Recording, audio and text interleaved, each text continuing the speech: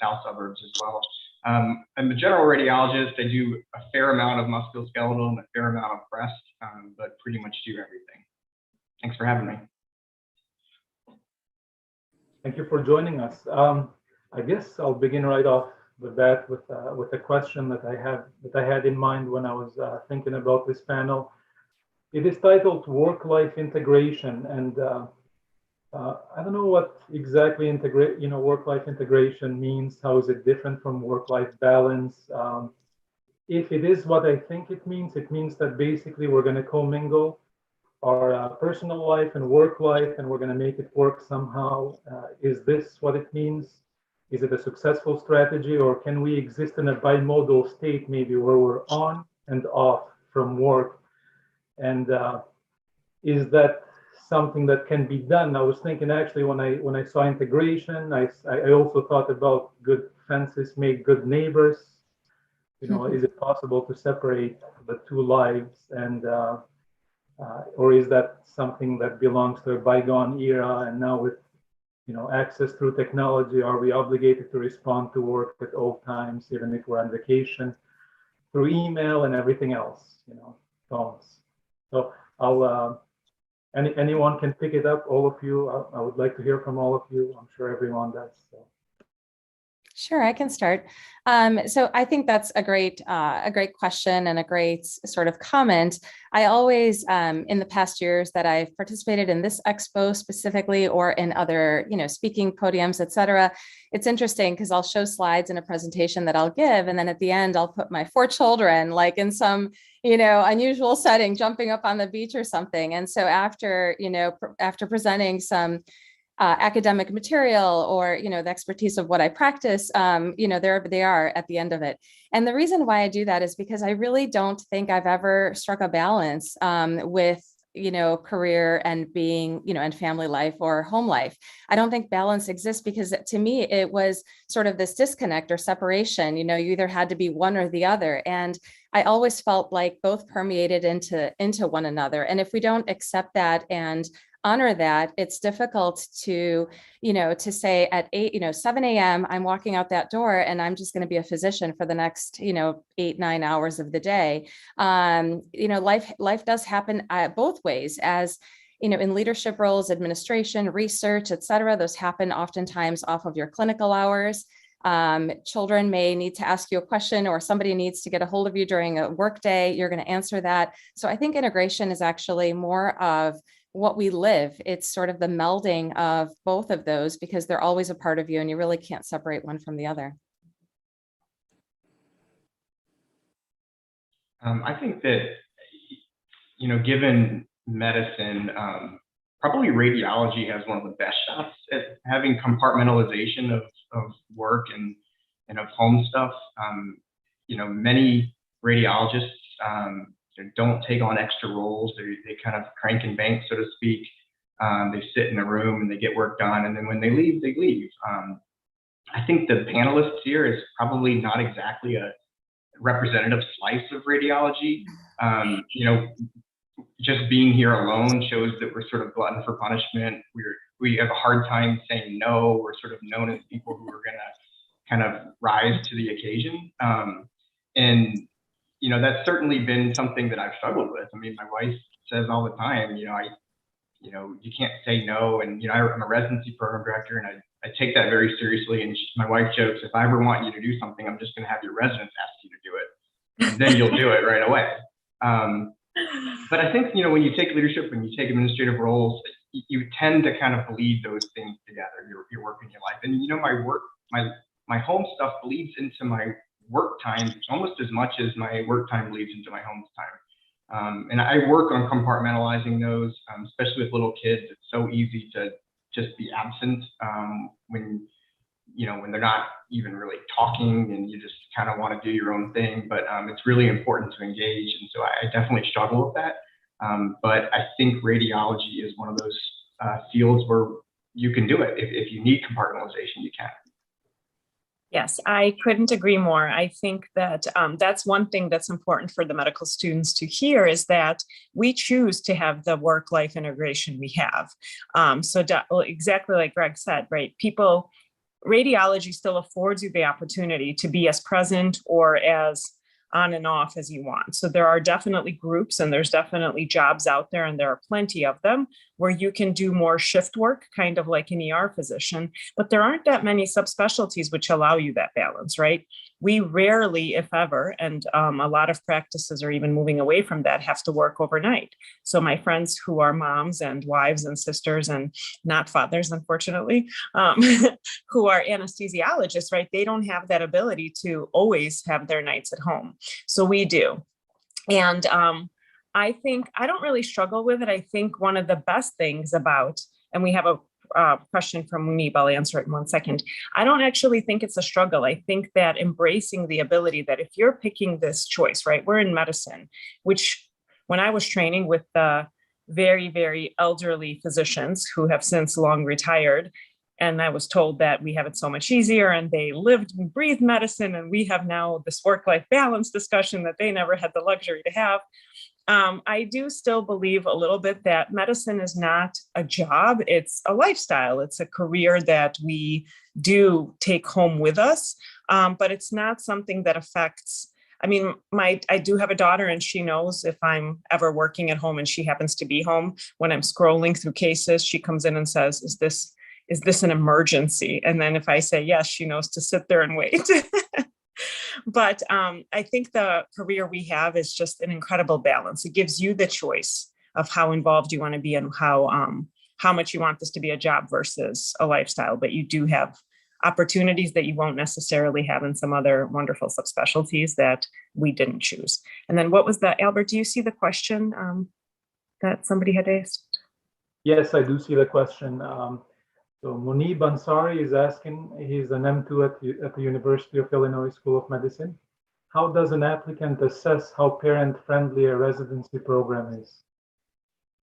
I think, so I'm in the middle of residency interviews right now. And I'm telling all the applicants, so when you go to interview for residency right now, it sends Zoom, hopefully one day it'll be live again, you talk to the residents. That is going to be your best ability to assess that program. If people don't want to fake, especially in radiology. We spend the next 4 years with that person. When you're in training for 4 years.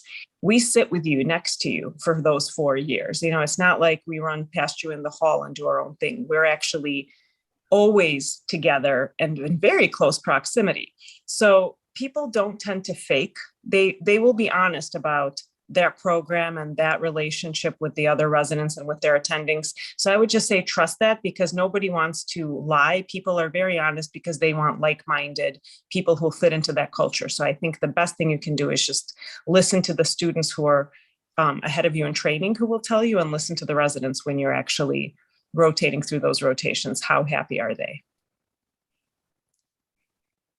I would agree. I think good conversations when you are meeting those that are involved in that program is important. I think it's also important to be authentically yourself. I think we tend to, in medicine, especially when we're going through training or applying for different things, feel that we may or may not be able to share certain questions about work-life integration, balance, whatever word each of us chooses to sort of describe our scenario. But I think it's really important to know that a lot of us, we want to see people come into the specialty happy. We want to serve as role models for those coming, after us, hopefully. And the reality is, a lot of us are here because we are, satisfied with the life that we lead, because we look at our job not as a job, but really as a profession, a career, a part of our life that is it's just inherently a part of our life just as much as our family is. And so I think many would be willing to share their experiences or share, details about the program. So just feel free to be authentically yourself. I think you're going to get the most out of it that way. Nothing to add.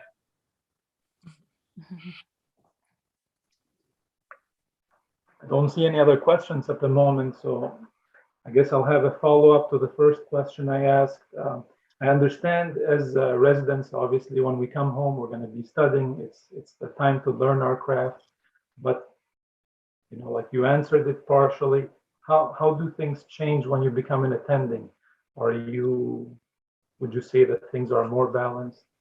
The integration is more positive maybe than during residency, or is it about the same? it's definitely not the same. I mean, the pressure's off, right? I think that I'm pretty sure all three of us went through when we had oral boards, and we finished residency board certified. It's a little different now. There's still one test, year or so after residency is done, but the pressure is off once those boards are kind of done during residency. I think as an attending, obviously we still continue our education, but it's more targeted to what we really need and what we are interested in order to progress our practice and make us better at what we do, and to offer new services and to kind of rise up to the challenge to meet the needs of the clinical staff. So it's I guess more fun to quote unquote study or to learn as an attending than it is as a resident, in my opinion. And you have more sleep. So when you're a resident, you have to balance between the night float and the ER coverage. When you're an attending, your schedule is a little more stable, and you get to pick the job you want. So these things going in, right? So the kind of practice you're joining and who's doing that coverage. So you're definitely more rested and enjoying your craft rather than trying to survive through the 4 years as it's often viewed. When I was in residency, everybody counted down how much is left of their training as if it was some kind of prison sentence. It's not. It's just the time you're allotted to learn as much as possible, make as many mistakes with someone else there to kind of boost you and help you. And then when you're an attending, you obviously have all your colleagues to help you out in a case, but you're much more rested. And then Dr. Bashir did just chime in, you're also having a healthier bank account. So on your time off, you can enjoy more things. Yeah. I always find it interesting too that, in residency, you're trying to gather all that knowledge you need to be able to sustain yourself on call by yourself, or, doing a clinical workday I wouldn't say alone, because again, it's a choice of practice that you make after you finish, where you have colleagues that you can always ask questions to. But now, even 11 years out, I always consider myself a lifelong student, to be honest with you, because things change in medicine so much, including in radiology. And my particular specialty, breast imaging, is ever evolving, just as every other specialty in medicine. And so even yesterday, I had a nurse come to me at the end of the day, and she said, do you mind sharing? I heard that somebody grabbed an article about how we handle post-surgical, post-mastectomy patients with regards to screening, and it's changed. And so I always find myself looking up the latest guidances. There's always, new articles that come out. And I think there's an element of fun involved in that, because keeping up with that and then sharing that with those around you, whether it's your staff, your nurses, your technologists, or your patients, or it's always kind of a fun thing to do. I enjoy that education piece so much. So I feel like I'm always learning and always trying to impart what I know. And then if I don't know something, you have your colleagues to rely on too. It is not infrequent that I have prior trainees even text me during the day and say, what do you think of this case? What would you say this was? Do I'm kind of struggling with the differential here. And I think it's a really cohesive community of people. I think it's a special community of people who really enjoy. A lot of us really have a passion for what we do, and we do it to varying degrees, as Greg alluded to earlier. We're involved in different degrees. Some people are very clinical, and that's what they want. Some people delve into other aspects of it as well.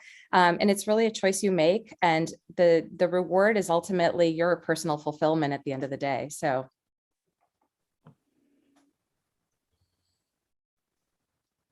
So we do have a new question from Rebecca, and she is directing this to Dr. Pasternak and Dr. Spear. She says that you both mentioned having children in training. Can you speak a little more as to how it was coordinating a pregnancy when there may be rotations with radiation exposure, such as fluoro and IR? Thank you. So I can start. I actually did coordinate. You'd be very lucky. I know now that you're very fortunate if you can coordinate, right? Because our bodies don't necessarily do what our minds want. But I actually did try to purposely get pregnant in between the schedule being made, so that I could, not disturb anybody. And then when the schedule was made, I would just be already pregnant so that I wouldn't be put on IR. honestly, that's just silly. I realize now that's just a silly behavior. And I think our world has changed a little bit, where our society is now pushing for more of, for less pressure for women to choose one or the other, right? Like if you get pregnant, that's excellent. You want a child, you want a family, you do what you need to do, and then your rotations can be shuffled around a little bit. You can have extra shielding because realistically it is also safe. But I have found that whenever life happens to any of us in training, all of the other residents pitched in together to kind of shuffle around. My partner was pregnant, and it was an unexpected pregnancy when we were in fellowship, where we did a lot of neurointerventional. So those were like 10, 12-hour days in the radiation field, and we all just covered her through the course of her pregnancy, and that wasn't even a second thought.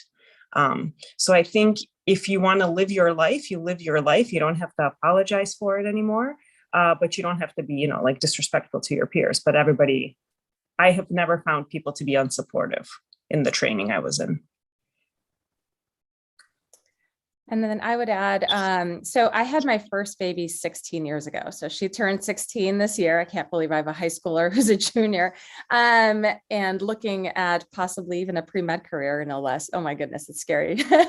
But I had my first baby at the end of my internship year. And 16 years ago, things were very different, right? So we're in a long haul pathway. In other words, medicine in general, no matter what specialty you choose, it's really sort of a long haul. It's, college and medical school and training, and levels of training are really long. So I had my baby the month after I finished my internship and the beginning of my residency. It wasn't necessarily planned that way, but, I don't think you can really plan during training when is the perfect time. I think you just have to go with it and make the best of it. I mean, there really isn't a quote unquote perfect time, because it really is all what it is. It's life.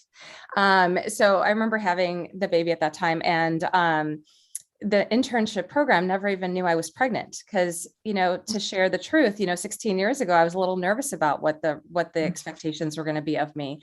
So I would just close my lab coat and do my work, and I shared very little. Today, I feel like I have more wisdom when it comes to this. And again, silly behavior, like Olga said, it was something I put on myself, and I wasn't really sure why I even did it, but I did. And, this many years later, I start to realize, well, why did we do this to ourselves? What exactly is it that I was afraid of? And the reality is, life happens, and you just go with it and you make the best of it. And I had another baby my chief year of residency. I had another one during my fellowship, and then one as an attending. So I have 4 kids. I managed it all. I, of course, tried not to put any burden on my colleagues, my classmates, my residency classmates. I worked things out in a way that was conducive to both having a baby and, being a good colleague. But, the reality is, again, you work with whatever life brings you, and you make it happen. And, one way or another, people will be understanding. And at the end of the day, I think you're stronger for it. When you have a family and you're balancing a professional career, you just have a different enlightenment about how to approach life, work, the integration of both, the balance of both, whatever you wish to kind of call it. And I do want to say one quick other thing is I've always been, up until now, when I joined the University of Chicago, the practices I was in was actually all men. I was the only woman, plus the breast radiologist, who was never really part of the call pool. That was just the way my practice was set up. And so being a part of these all male groups, I can't speak enough to how wonderfully supportive they were. I mean, they all had kids too, but just the pressure I put on myself, just like Georgia said, we do it to ourselves. The men I've worked with in 2 different groups have all been wonderfully supportive and just amazing. So I don't think we live in a world where we have to hide or balance choosing being a woman or being a professional. We can do both.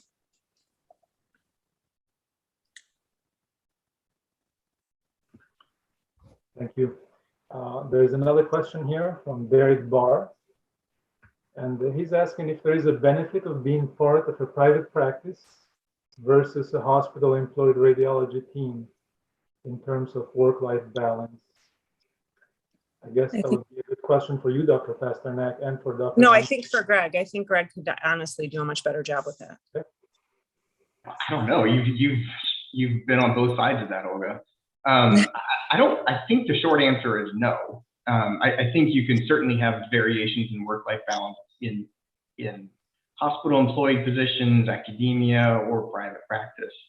I don't think the balance, I'm guessing, is not all that different. If you're in academia, and maybe Olga and perhaps Georgia could speak, maybe you'll have academic days or some days that are a little bit more flexible. I have administrative days, which are also quite flexible. I tend to take them from home, and so it's pretty easy to kind of manage.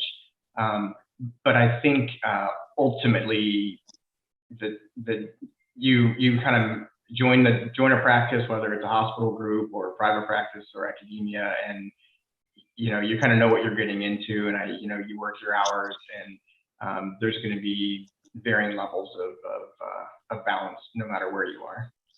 And I don't think it matters all that much because we don't necessarily get to make those choices, right? So you pick where you want to work based on the region you want to live.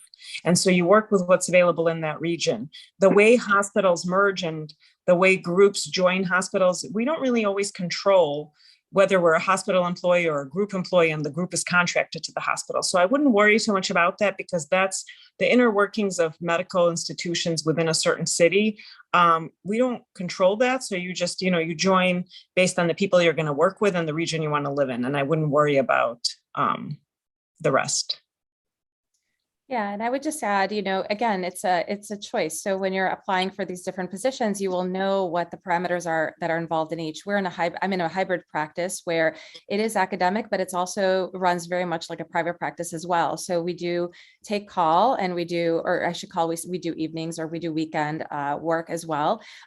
So these things in advance, and what the setup is like. But we also have academic days involved too. So you just learn these things when you're going through the job search. And like Olga said too, regionally, there could be opportunities that can vary slightly, but definitely there are a myriad of opportunities. Even within the Chicagoland area, the three of us practice in Chicago, and it's such a myriad of opportunities. I have a friend who works 2 days a week, 10-hour days. I work full time, but I do get an academic day, but I do work nights and weekends. There are others who work 3 days a week. There are others that consider a 5-day work week. So there is such a myriad of opportunity. And I think it's just being aware that radiology can afford you really what you're looking for. My friend who works 2 days a week is very happy. She's in an academic institution, and she does her 2 days of work a week, and she chooses to have the rest of the time personal to her. And so I think, again, just having that choice and that option is such a huge benefit in the field of medicine. You don't always have it in every specialty. And you don't always have it in, you don't always have the luxury to be able to make choices to this extent, to be honest with you. And I feel like radiology affords that flexibility and the variability based on what you're looking for. One other thing I'd add, it's not exactly apropos of the question, but I think it's important to mention is there's a whole world of night radiologists that have a completely different sort of perspective on their balance. They tend to work from home. They tend to work 7 days on, 14 days off, 7 days on, 21 days off sometimes. So, their perspective of balance can be very different, depending on what their hours are and how often they're working and what else is going on in the home at the time. And so radiology, one of the most wonderful things about it is so flexible to be tailored to whatever you're looking for. I have a colleague who does interventional radiology. She was level 1 trauma and very, very busy practice. And then she decided to have kids and wanted to slow down, and she became a home reader for us. So she worked evenings from home. And then she said, I'm ready to get back into it. So then she became an IR reader. And then her family wanted to move, so she became a home reader again. You can just tailor it so well to whatever your needs are at the time. And that's one of the most wonderful things about our career. Absolutely. Flexibility actually is amazing, and it's one of the reasons why I chose this field. Besides loving it, I enjoy being in the reading room, learning, looking at images. I guess before I move on to the next question, I should say that the code for this session is perfusion. You will need this later. The code for the session is perfusion. Arjun asks, does the fact that radiology is known as a good work-life specialty influence the types of personalities that go into it? In what ways? I don't think the personalities that go into it just do the work-life balance. I think all of the medical subspecialties have a special personality, right? Like our pediatric colleagues versus our neurosurgical colleagues are very different types of people, right? So I think a lot of what influences the kind of personalities that go into it is what we actually do for a job. We're more consultants to physicians rather. Well, that obviously does not work for interventional and breast radiologists who deal directly with patients, but a lot of our subspecialties, we don't have that much patient interaction. We do for some minor procedures, but mostly we interact with the clinicians. And the subspecialty, and again, like Greg and Georgia said, the practice type you pick influences how, so a lot of people go into it because they love technology. A lot of people go into it because they love the thought process behind it. And that's going to be a very different person than the person who goes into orthopedic surgery or pulmonology. So I think Georgia and Greg, if you have any.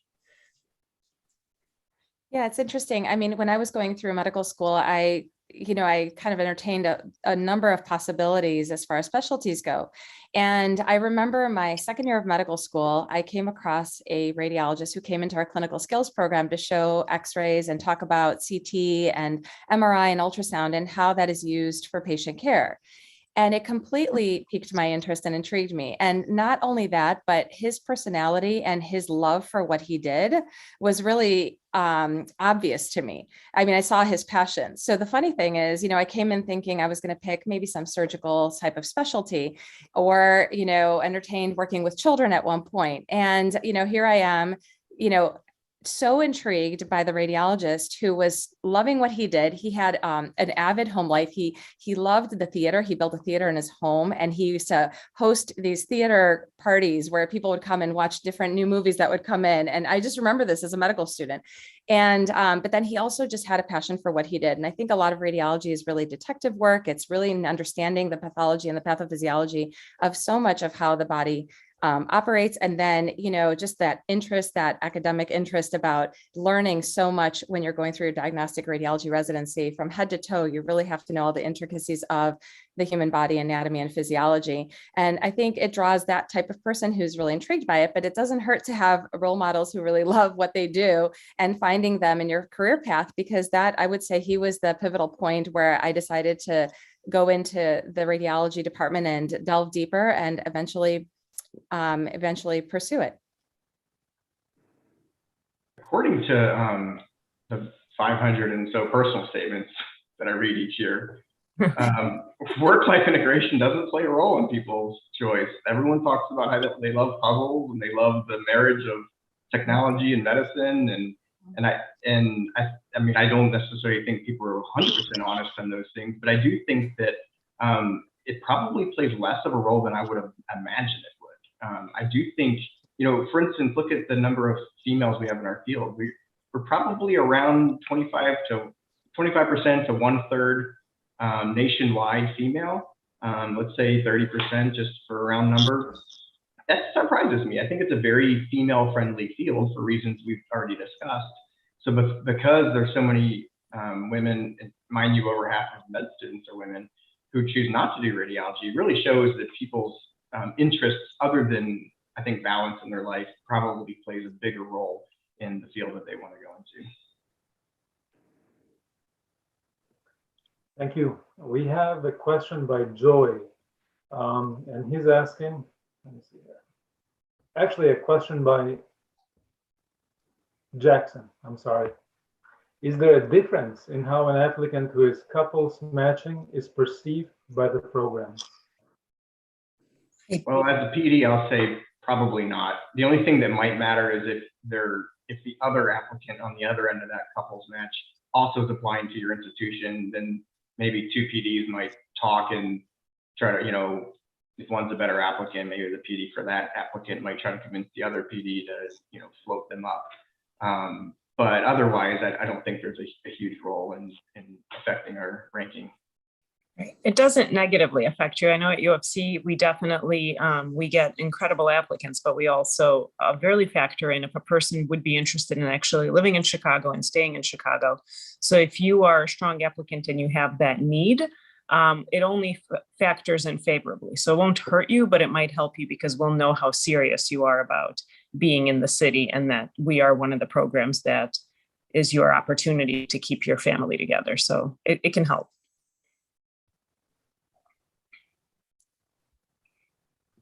Thank you.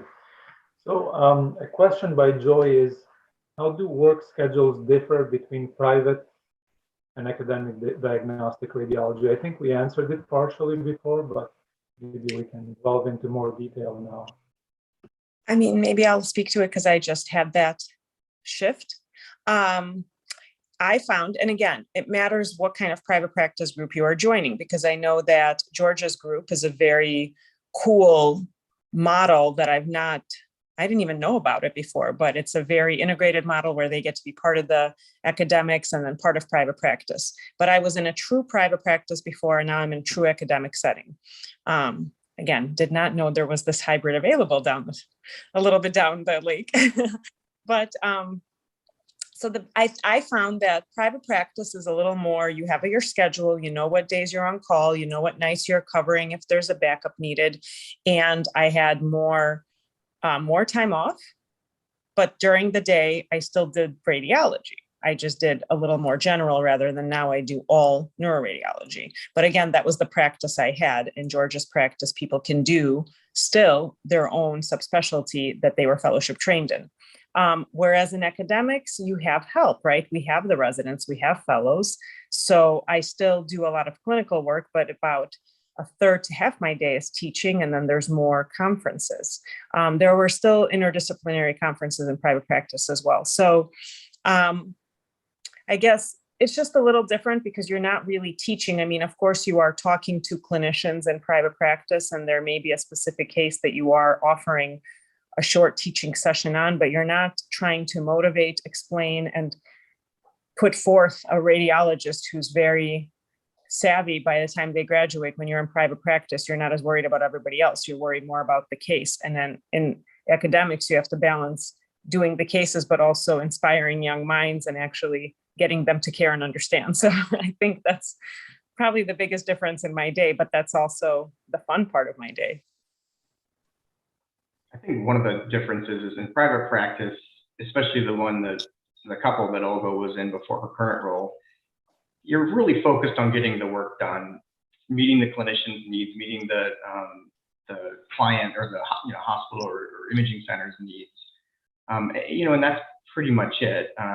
You kind of don't have as much of the social component that maybe you do when you work with residents and fellows, and you don't have the pesky research that a lot of us don't want to do, but that does sort of kind of break up the clinical schedule.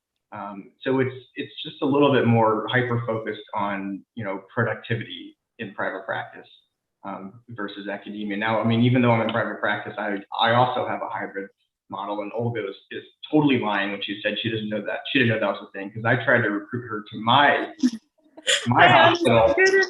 My hospital, where we do teach residents and don't have that pesky research, and she repeatedly turned me down.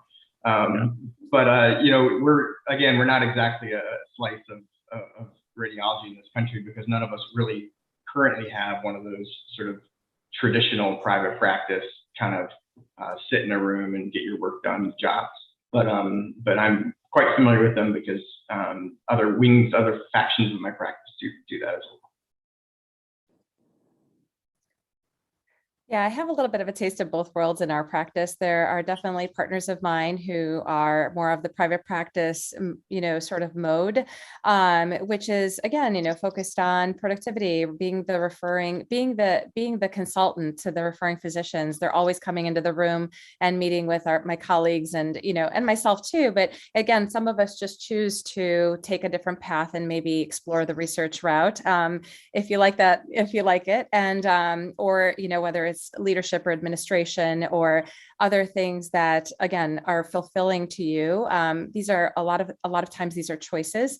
And then I know people who are in academic practices who don't necessarily do a lot of the research, although maybe there is some expectation that's higher than in a private practice for sure.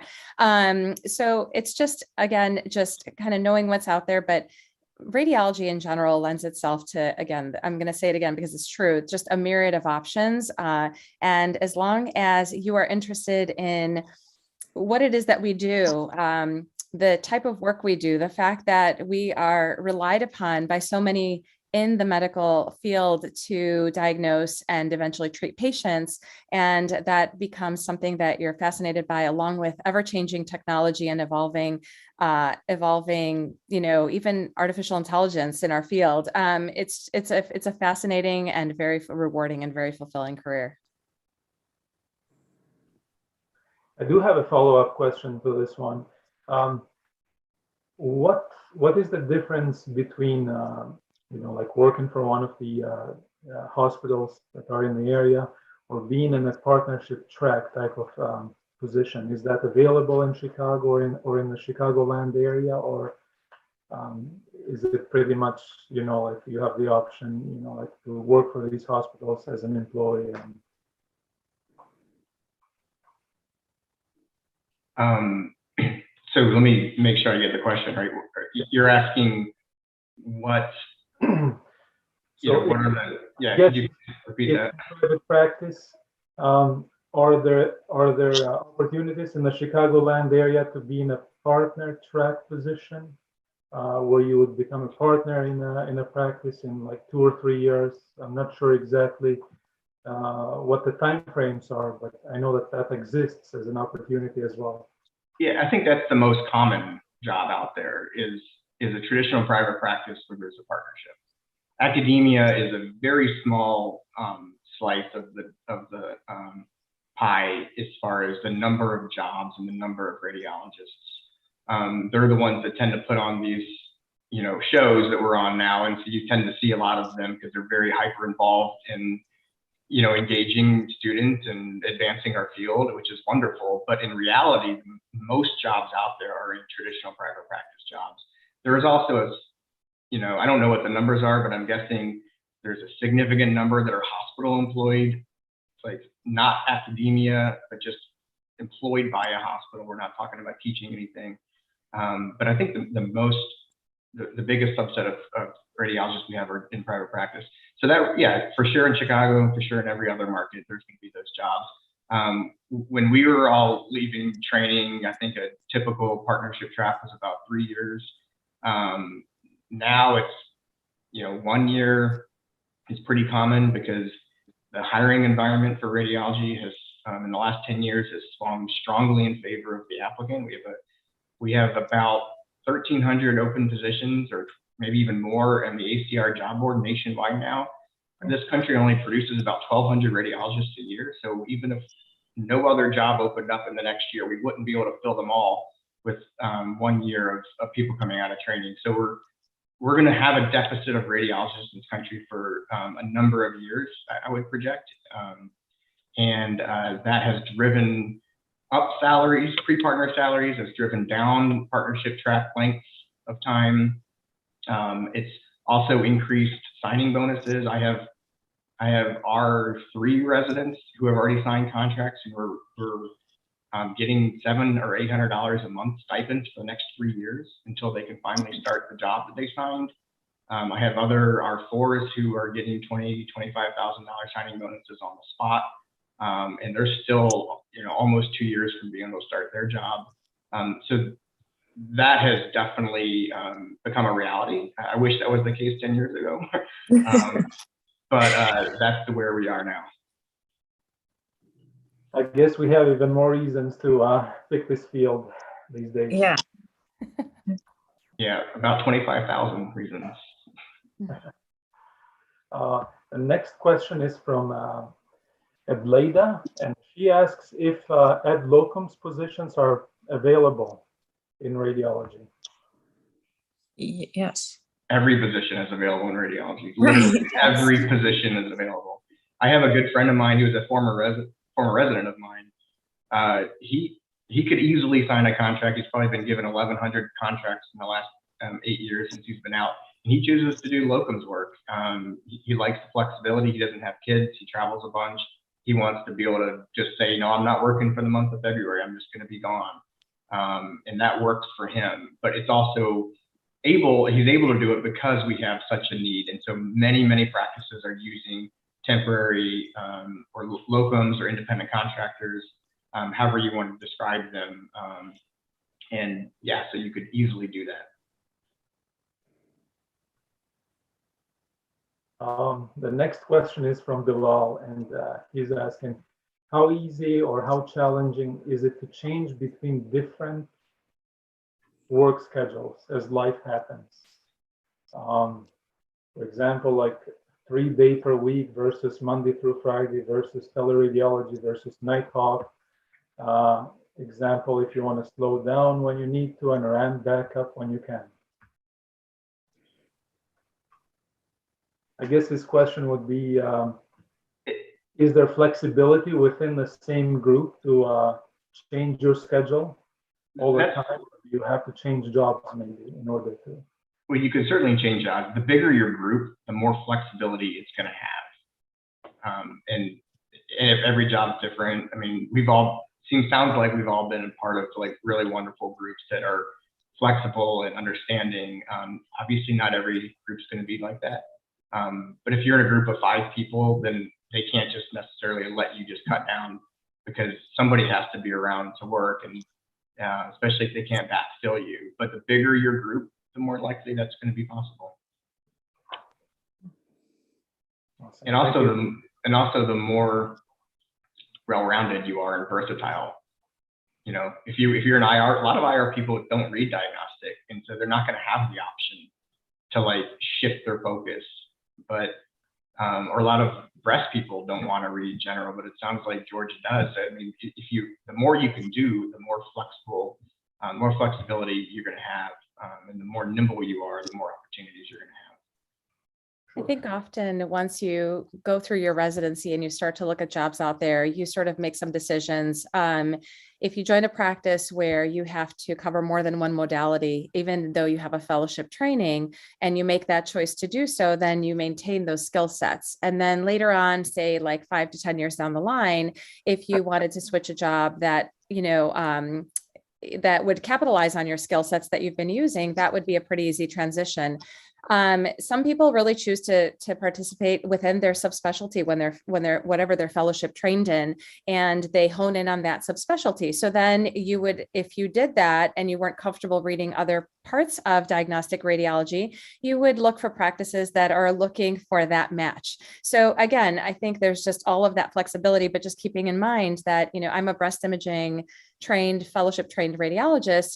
The majority of my practice is breast imaging, but I do nights and weekends and body imaging because that was something that I did from the get-go. It was part of my training when I was training as a diagnostic radiologist. So I maintained that skill set. But many times in women's imaging and breast imaging, you end up going into it and practicing only that. And that's what you do. So if you wanted 10 or 15 years down the line to pick up another part of diagnostic radiology, you may be able to pick up some, but not all, because you haven't practiced them in so long and you haven't kept up to date. So again, it's just a matter of choices that you have across the way, and keeping that in mind. But ultimately, for all of you that are here, you're just trying to find out a little more about the field in general. And I think hopefully that this day that University of Chicago has produced for the last several years really has been helpful to you all, because it gives you a really good sense of not just work-life integration, but what does the field look like? What attributes of the field are interesting to you?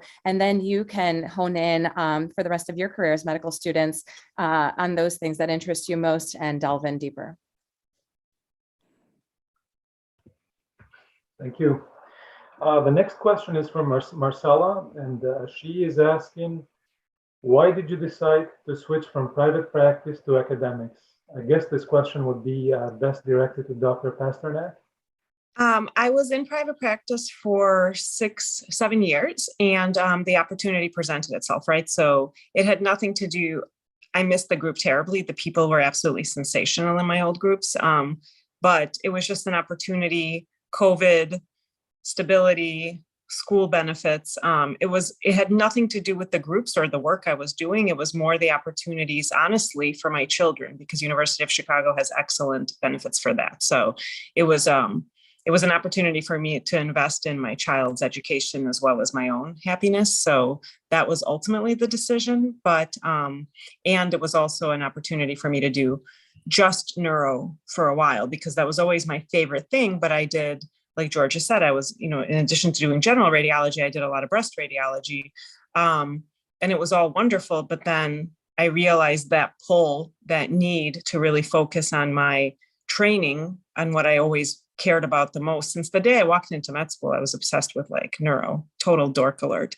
So yeah, it was for that, but it had nothing to do with private practice being bad or academics being good. It was just an opportunity, timing, family life. I mean, everything just kind of, the pieces were just all there, and it was a chance that I couldn't pass up. And that's the truth.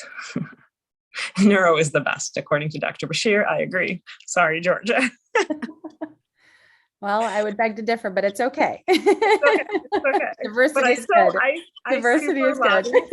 I teach all the residents to lobby for breast imaging being more available. Yeah, all of the jobs, all of the emails that I get these days displaying all of the jobs that are available out there. It seems like everyone needs a breast imager. I mean, it's only the second most common cancer in the whole population, right? It's not like the radiologists don't catch it, treat it, localize it, and do everything for the population. Oh, no. Although stroke is up there, people are. For sure. No, it's People all should- fascinating, but that's the beauty of it, right? So even when I do body imaging on a weekend, sometimes I'm working on a weekend going, wow, could have been nice to have this Saturday off. But then I'm in the middle of these cases and you're finding, abnormalities, and it's like intriguing, and I don't know. There's, again, this is why we chose medicine, right? We have the group here that likes that sort of thing. But I, even on call sometimes, as much as I, feel like, oh, I'm really tired, I wish I didn't have so many hours to go today. But then you see this really neat case and you're like, oh my God, there's an internal hernia and it's causing this, and this is what's happening. And then you're telling the clinicians and they go in and treat the patient, and there's a satisfaction associated with what we do. So yeah, maybe we have a little bit of not the slice of the radiologist population in this group, because we all are passionate about what we do every day, which is kind of neat to see too. Thank you. The next question is from Kevin. He says, good morning, and thank you for being here. Are there any specific goals you are currently trying to pursue, whether your work or personal life, that you believe to be afforded to you by way of this topic of work-life balance integration? Yes, for me, I do a lot of real estate investment, and I'll probably end up making more from real estate than I will from my retirement funds. And so it's a really important thing for me, but it some of the stuff that I do is pretty active. So it's nice to have the ability to stop what I'm doing at work. And if I need to, negotiate with a tenant, or need to, call the elevator repair person, or if I, need to basically do anything related to these properties, or talk to lawyers or whatever, I can do that. The other thing that radiology does is we make a lot of money, and I assume most of the participants realize that, but making a lot of money will allow us to do things that a lot of normal people can't do. And an example, of course, for me has been investing in real estate, which, I do a lot of commercial real estate, and that takes a lot of money. And so I am very grateful to radiology, because it's allowed me to pursue this other passion. That's amazing. I just want to be able to go skiing once. You're so awesome. And speaking of skiing, I think travel is another thing many of us enjoy. And again, this subspecialty and just the financial component of it, and the ability to travel and do the things you really enjoy, whatever they may be, whether it's real estate investment, which is very impressive, Greg, that's for sure, or even delving in something that I've done that branches off in my career, but I really enjoy educating and even advocacy work. And I've done quite a bit of that while still being a clinical, physician. So I've helped pass some legislation in the state of Illinois in the last couple of years, and I've traveled to other states across the country to help them do the same. And it's something that I really, took on as a personal fulfillment or goal of mine that may still be, a branch of medicine, but it is something personal to me. It was, it's not assigned by any means. And it's something I've taken on. So I think, we're able to afford a fulfilling life in a lot of different ways. And, I have a colleague who does Ironman and every year and, or marathons and triathlons. And of course, that takes a lot of practice, dedication, and time outside of work to train. So it's really one of my colleagues actually does horseback riding. So she travels to the northern suburbs of Chicago and rides horses again. And that was a passion she had when she was younger, and she picked that up along the way again. So, it's kind of enjoyable to hear actually people's interests in medicine and outside, but you take these goals on for yourself, and you can make them happen. You can make them happen in one way or another.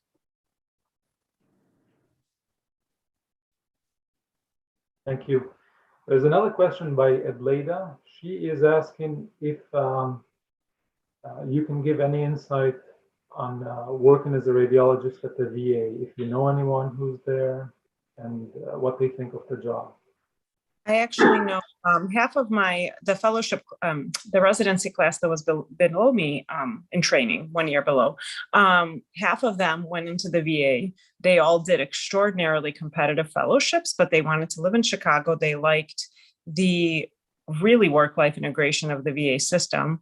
So they get paid a little less than like a very robust private practice radiologist, but they have a lot less work days. Like their work days are shorter. They're all very happy and they've stayed on. So these are young, like people who had a lot of choices, who could go anywhere, and they purposely went to the VA despite some of the most competitive fellowship training where any group would love them, just because of that work-life integration. So I know 6 people and they're very happy. I guess we're coming towards the end of this conversation. I would like to ask one more question. This is one of mine. And how important is it to find the right fit when you're choosing an employer? How do you get to the point of knowing that this is a good place for you? How do you know, for example, that there is genuine harmony within the group and things like that during the interview process? I think you feel it. You feel the colleagues right away. You love the people. Things change, and sometimes they change when you weren't expecting it. I did not expect a career change. I've changed twice. I was in Greg's practice, then in another practice with all of his friends, and then now in academics. That all happened without me searching it out. It kind of just landed in my lap.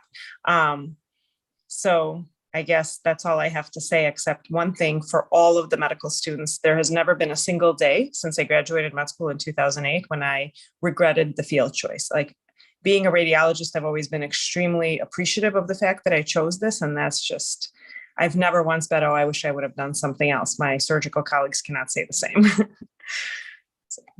I'll echo Olga saying that things do change. So, you might join a practice, but then next thing you know, you have a voice. And you can start tailoring that practice how you want. You can get with other leaders in the practice and say, hey, what can we do to make this better for us? I mean, as long as you're meeting the needs of your client and meeting the needs of your patients, after that, you do whatever it takes to meet the needs of each other. And radiology is a nice field where you have some options and you can kind of strategize and get creative. But again, you can be part of that change and make it what you want to make it.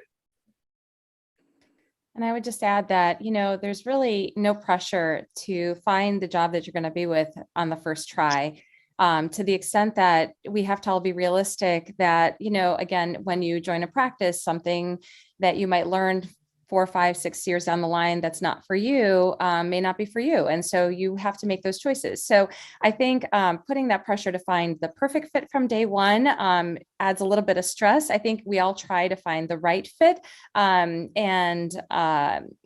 think, in this particular group, I know I've been in my practice for 11 years. So I can't say that I have changed at jobs because of, one thing or another, but I know several people who joined a practice thinking it was the right fit, but then had to shift gears and then found something where they're so much more fulfilled and elated by being there. So just always know that opportunity and options exist, and, not putting the pressure on to say that you're going to find that perfect job from the get-go, just alleviates some of the stress. I remember when I was applying for jobs and I was offered a position at a fully academic institution where they wanted me to stay, but, part of me wanted to gain a little autonomy on my own. So I was branching out a little bit.